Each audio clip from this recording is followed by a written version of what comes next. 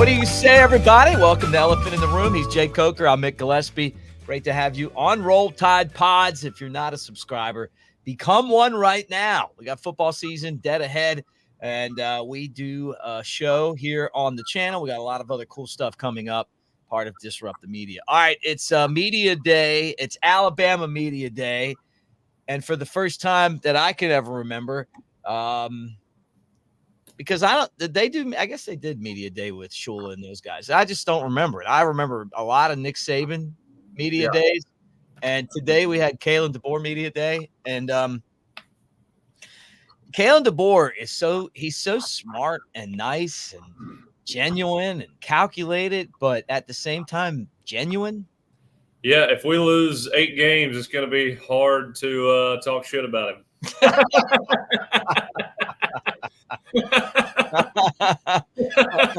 What would happen? I mean, there's no way, dude. There's just no way. No, that's no not way, man.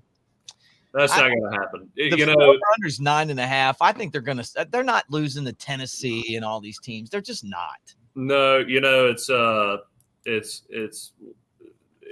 of like one of those scenarios or one of those things you learn.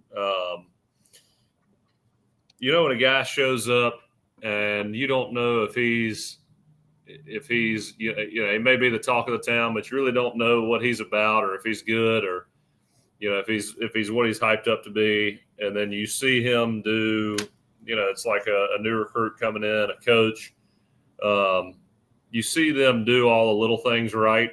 Yeah. And everything is so detail oriented and there's no lack of effort in any area of his game. And right then that it's going to translate onto the field or whatever practice that he pursues because he understands all the little things that it takes to be great. Guys don't just come in and recruit the way he's recruiting and hit the ground running the way that he is so quickly adapting and reach no level of success. The guys who in the college football world predicted that we would have the number 1 recruiting class right now? Nobody. No one. Not a single. Had you told me we were the number 1 recruiting class at this point in the year, I would have laughed you out of the building. And that's coming from somebody who is pulling for Kalen DeBoer as much as anybody or more than anybody. Yeah. I just, I'm pretty realistic, I feel like, and I'm just shocked at the progression that he's made already. I mean, it's just insane to me that he's come in with this new system and new style and done as well as he's done already. Yeah, I'm with you. I mean, it's so obvious that it's going to translate into results on the football field. I mean, first off, you have his body of work at Washington. I mean, it's like we keep forgetting that the guy was in the national championship game last year. He beat Texas. He beat Oregon twice. Well, the guy that beat people due to his coaching prowess, now has the players, with as much ability as the people that he's playing. Yeah. That's going to be dangerous. He's been finding ways to beat people that are better than him his whole career. Mm-hmm. And now he's at a place where he's going to have that talent and he's coaching, he's not, of course, all you have to find the best matchups and beat people with the right personnel. But, where he comes from, and he had he did have good players. There's no doubt about it. But I mean, he wasn't on Michigan's level or Alabama's level when it comes to talent. And, when you have the weapons that he's going to have at his disposal and he doesn't have to, reach the level of desperation to make big plays happen because of the guys that he has, it's going to be very, very exciting to see what he pulls out this year. And I just see a whole new level of domination and consistency from a Kalen DeBoer team. Now, again, recruiting class we have, the number one recruiting class sitting on campus yet. Mm-hmm. We had a good one come in, but a lot of old guys leave. So I don't care who you are. It still takes a little time. But I think, again, if I'm betting that 9-game line, I'm taking the over on that. Yeah. Mm-hmm. It's been a Nick Saban love fest, and it should be, right? Because he's coached helped build a lot of these guys' careers. Kurt Hart talked about him. Lane Kiffin talked about him. Steve Sarkisian talked about him. And DeBoer talked about him, even though he didn't work with him. He works with him now. Anything surprise you, or what are your thoughts on Coach Saban? No, I mean, he took. I think that Coach Smart would have been one of the best coaches in the country, no matter who he had learned from. But he hit the lottery in being the DC for Coach Saban, and with his, it's my theory or my thought that coaches like Kirby are going to be successful no matter what. It just, it's all about timing and all about how things play out. But when you have Coach Saban, who you were with for 14 years, Mm-hmm. and you're able to, soak up all that knowledge, all that discipline, just the procedures from within the building, and now you can go model your own program based upon, what Coach Saban has helped you implement.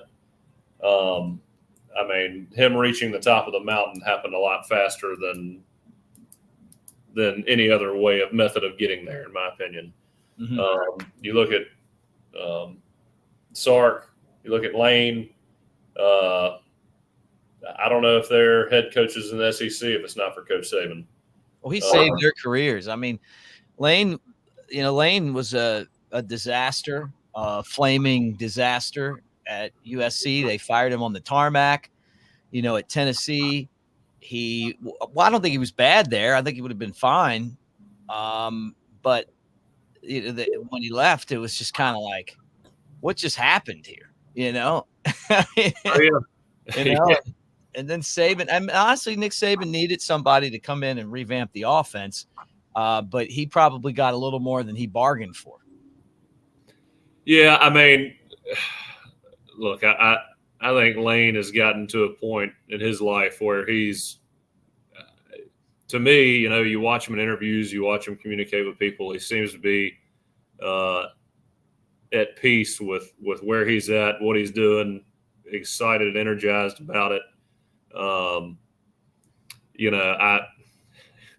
If you were around Lane, in the Tuscaloosa days, and from what I hear prior to that, I mean, you knew he was a wild card character, mm-hmm. and kind of flew by the seat of his pants, and I think having Coach Saban there to kind of keep him, between the rails or between the lines, and kind of show him the pathway to success, and discipline, changed his life in nothing but positive fashions. Again, I think, and you look at Sark kind of the same way. I mean, his history prior to being in Tuscaloosa was, he had kind of a black eye and came to Tuscaloosa, kind of rehabbed his career, and look where he's at now. And, I say all those things, just because you're a wild character doesn't mean you have bad character or low character. It just, means you got to find a way to be successful. And sometimes it takes time to get that, I don't want to say discipline, but that mindset, of just absolute success, and you're going to do whatever it takes to get there.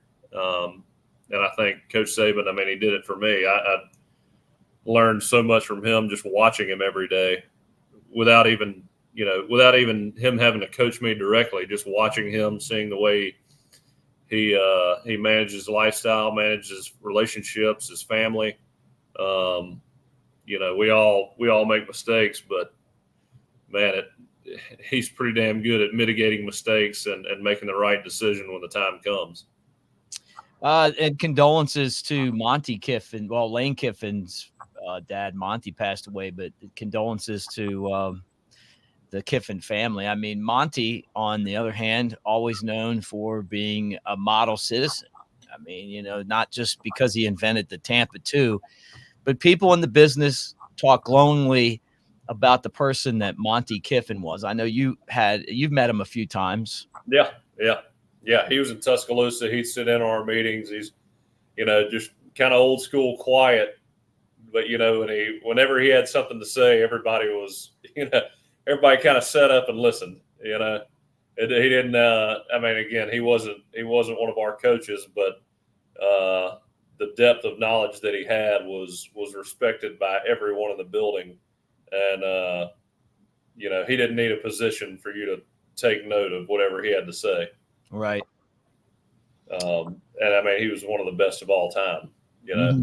Yeah, I thought Steve Sarkisian gave Coach Saban a huge nod. Hey, I wouldn't be here if it wasn't for this guy. Texas, they're coming in. I was watching like the Texas. I watched Oklahoma this week.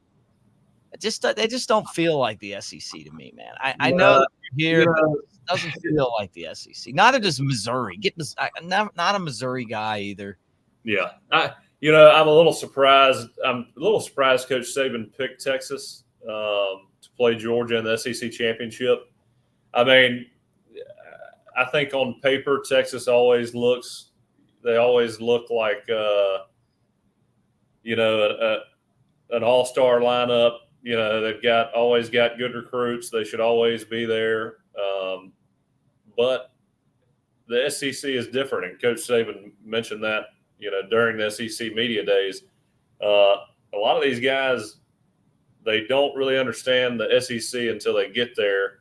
And, you can brag about beating an SEC team. That means a lot because the culture in the SEC is different.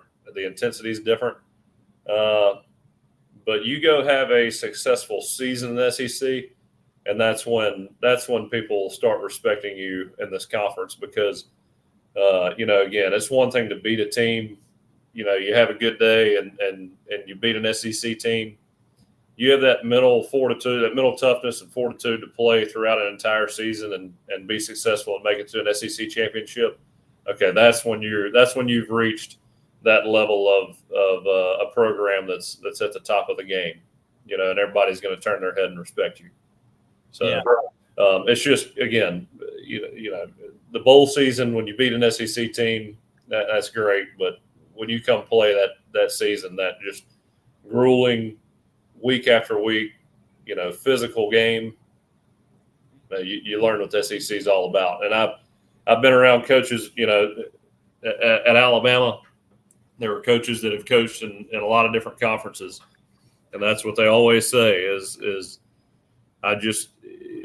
when you play the Arkansas, Mississippi States, it's just crazy the amount of talent on the teams that, are 500 teams in the SEC because they can beat anybody at any time, depending on what kind of day they have.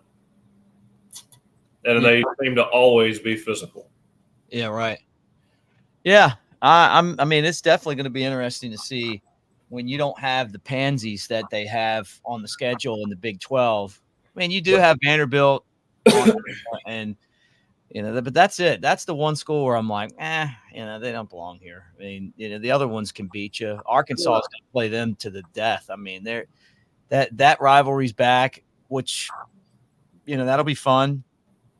And the other one is Texas A&M. That'll be another one that's fun to see, that game. Yeah, well, actually, Texas A&M, well, Missouri too. It was kind of shocking. I remember when they first entered the SEC, and they actually did pretty well. And I was shocked because there's a few years there now. Missouri was on the easier side of the conference. Yeah. And the conference wasn't too strong, in their division for those years, but there were a couple of years where they made it to the SEC championship year after year. I know between 2010 and 2015, I feel like they were there 2 or 3 times. I know they were there twice. They played us and they played Auburn, but I feel like they were there a third time as well, which was pretty shocking to me. But again, at the same time, that division at that point in time was pretty weak. So, what's the outside of Alabama, the Tides games? What games are you most excited about this year? Man, I'd have to go look at all the schedules. I looked at week one the other.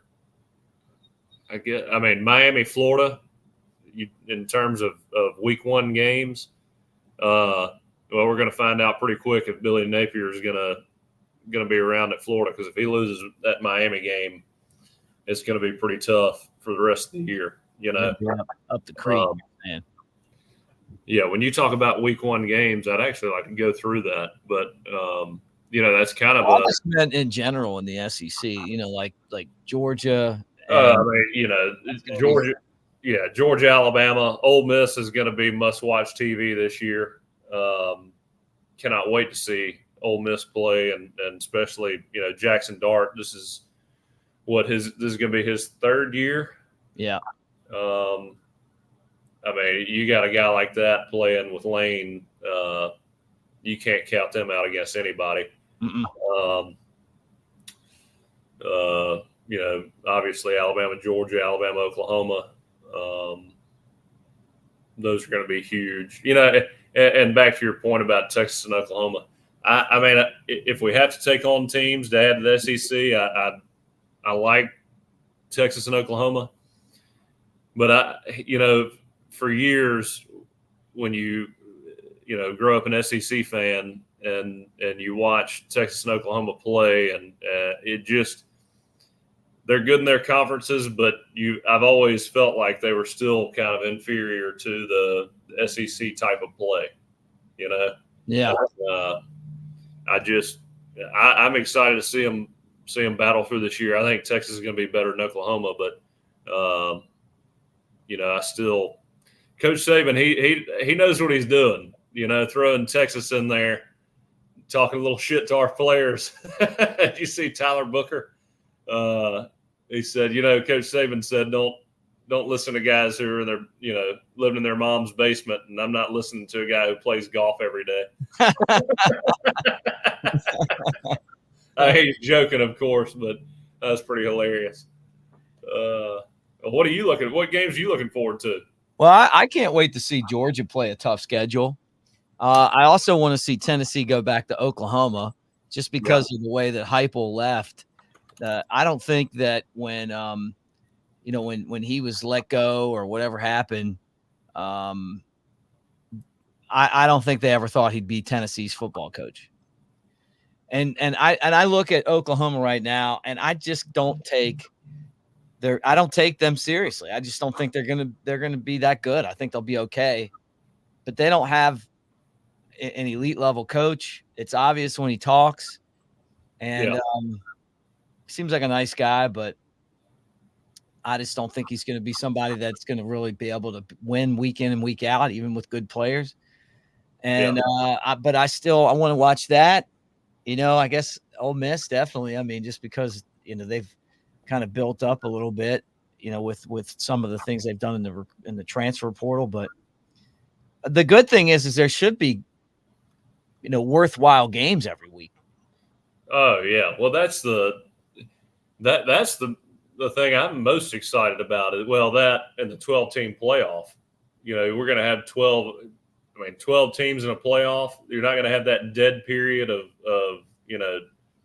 no college football and then some pretty rough bowl games for a while, and then you finally get to January 1st and you have the two big playoff games. It's going to be throughout December and January, exciting football the entire time, and you've got a home field atmosphere for a lot of the opening games. Yeah. Another game. Look, A&M's not. They haven't done as well as they thought they'd do over the last few years, and it's not like they're sitting pretty as a program. But Texas and Texas A&M are playing again, so that rivalry will be rekindled now that Texas is in the SEC. Mm-hmm. And they haven't played since 2011? Yeah. Yep. It's been 13 years. Yeah. Here's final thought on today, too. I've got to pull this up for you. Nick Saban joking to Kalen DeBoer, which I've heard about this before with Coach Saban. Like, I've got other guys that played that I'm friends with, and he's pretty honest when he jokes. Let me share something with you. I'm never going to criticize you, Roman, defensive back. Is never going to criticize you. Robin Harper's never going to criticize you. McElroy, on the other hand, he thinks he should be calling the plays. He's going to be a problem. Pretty funny. That's pretty funny. You know what makes it funny? There's got to be a little truth in that joke. To have the right jab, you gotta. Man, old Greg, he can't catch a break. You think he likes that, or you think he's like, gosh, man? Well, I think if you're involved in the media, then you have to have a good personality. I mean, you got to eat that and make the most of it. I mean, it's pretty fun to have Coach Saban as I can't believe how much fun it is to have Coach Saban as a colleague, and jabbing back and forth. But only problem is it's kind of hard to make fun of Coach Saban. I mean, not a whole lot of material there to work with. No, my thing with him is he was so hard on the media. Now he's one of the media members. It'd be funny for somebody to jump his shit one day. Well, yeah. The problem is when he criticizes a coach, what the hell is a coach going to say? I mean, yeah. Why don't you come do it? Yeah. Yeah. You know how he used to get, though? He'd be so cranky in those press conferences. Like, don't dare ask him who's going to be quarterback. Oh, yeah. Well, I mean, you got to you go in after some of these games and you get questions from reporters. And look, I liked all the reporters that were in Tuscaloosa while I was there, but at the same time, it's kind of tough communicating when people are asking you questions to kind of corner you to make a certain answer, and they haven't been in the building and they really don't know what they're talking about to the degree that you've been watching film, you know. And so they ask you about certain plays and certain mistakes, and they have no idea what the coverage was or what the play call was and what we've been talking about all week. So, or who missed a block. Yeah, I mean, so you're like, trying to answer this question, while pleasing everybody you can and trying to be politically correct. So, I mean, Coach Saban, shit, he's been doing that he had been coaching for what, 45, 50 years. And most of his time was dominant. I mean, most of his time in coaching was being the guy, that has to answer all the questions because he's the head guy. Yeah. If I'm 60 years old and I get a dumb question after 40 years of doing it, I'd be pretty cranky too. I hope he administers a couple dumb questions just so we can Well, look, man, this was fun. Let's get together again next week. I want to remind everyone that we're brought to you by MyBookie. We've all been there before. A weekend trip to the casino canceled because real life came calling. MyBookie's new and improved online casino is here to change the game. Dive into a truly realistic casino experience featuring the latest in slots, progressive jackpots, and live dealer action, all from the comfort of your own home. The MyBookie Casino provides a Las Vegas experience when the action is in your hands and you don't even have to wear pants. Start at MyBookie today with a generous sign-up bonus using the promo code NEXTROUND, and a revamped loyalty program ensures a host of exclusive VIP perks. The more you play, the more you win with MyBookie. And finally, and you're looking sharp over there, you've done it today, you've got your Rhoback.com shirt on. 20% off using Room20. That's our promo code. Looking sharp, man. And hey, I don't blame you for taking everything out of your office. You don't want to spill anything on the white. Yeah, that's right. I'm moving out of the office today. Make sure the new office has. And we're switching offices. I didn't get fired. You got the pink slip. That's all right. We'll just do more shows. Hey, I got the pink slip because of this show. Yeah. They heard some of the stuff we were talking about. Yeah. Well, great job, man. Thank you to all of you that hang with us. Make sure that you guys get in the comment section, like and subscribe, and comment there about what you think. You know, what are you looking forward to? What's the game that you're most excited about this year? But we appreciate everyone at Disrupt, and Roll Tide, everybody. Roll Tide.